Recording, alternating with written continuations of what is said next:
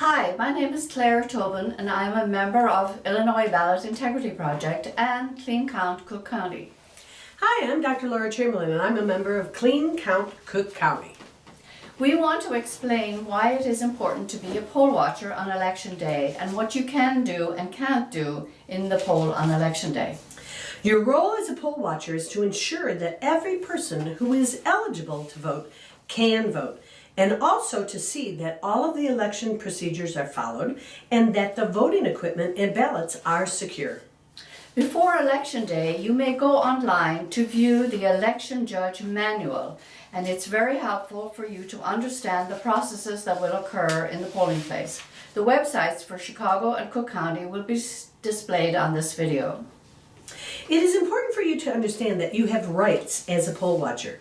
You are allowed to view all procedures, including the e-poll book that shows the voter signatures, and to view the election processes and the voting equipment. You are not allowed to touch anything. You must ask the election judge to show you everything. Let's go over some poll watching etiquette. It is best if you maintain a respectful tone and stance with the election judges right off the bat. Please understand that they have a very long day. Please do not address the voters directly in the polling place. All of your comments or questions should be addressed to the judges. If you want to talk to a voter, you must follow them out of the polling place and address them outside. The first thing you do when you arrive at a polling place is to identify yourself to the election judges. Hand the election judges your completed filled out credential with your name, signature, and the address that you are registered to vote at, plus the ward number and precinct number where you are poll watching. In Cook County, it should include the township and precinct number and the city if it is Evanston or Berwyn. You will have received this credential from either a candidate or referendum campaign, a political party, or a bona fide civic organization like Illinois Ballot Integrity Project or Common Cause. These groups should have had their representatives sign your credential before giving it to you. Everyone who is in the polling place who is not a voter or election staff should present a credential form like this. In Chicago, some of them will be pink, like that. In Cook County, some of them will be gray, like that. You can hand your credential to any of the election judges. Choose the one that's less busy. You must submit one credential for each precinct that you are watching, but it allows you to come and go from that precinct without submitting a new credential each time you return.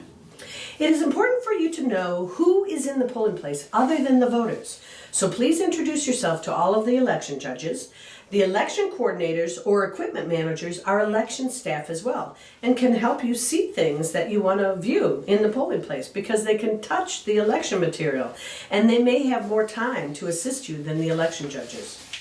Other people in the polling place who should have poll watcher credentials include candidates, precinct workers, aldermen or committeemen, and members of a campaign team.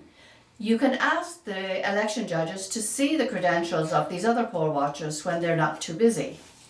Every poll watcher can do and see the same things, and they all have the same restrictions.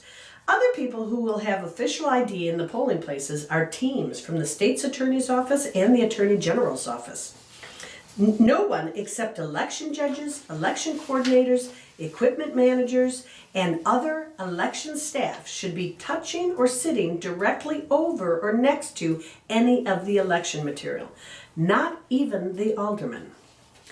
You may be asked by a judge to leave the polling place if there are too many poll watchers, but you may engage the judges and remind them that state law says that there can be 2 poll watchers allowed per candidate, 1 poll watcher per qualified civic organization, 1 poll watcher per side for or against a policy question on the ballot, and 1 poll watcher per political party.